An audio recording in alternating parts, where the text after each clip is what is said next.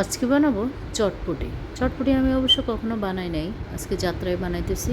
এখানে আমি আলু আর চটপটির ডাল আর একটু আদা আর চটপটির মশলাটা দিয়ে দিলাম। তারপরে এবার এটা ভালো করে আমি আগের দিন রাত্রে এটা ভিজিয়ে রেখে তারপরে সিদ্ধ করে নিলাম। এরপরে আমি চটপটির মধ্যে শসা, শুকনো মরিচ, ডিম, ধনেপাতা, পুদিনা পাতা একসাথে করে কেটে নিয়েছি আর তেঁতুলের টক একটু চিনি আর একটু লবণ মরিচের গুঁড়ো দিয়ে একটু জাল করে নিয়েছি। তো আমি অবশ্য কখনো যেহেতু বানাই নাই, হয়তো বা খেতে খেতে ট্রাই করলাম বানানোর। এই তো মোটামুটি সব কিছু একসাথে করে দিয়ে বানিয়ে ফেললাম চটপটি। কেমন হয়েছে অবশ্যই জানাবেন। সবাই ভালো থাকবেন, সুস্থ থাকবেন আর আমার জন্য দোয়া করবেন। আল্লাহ হাফেজ।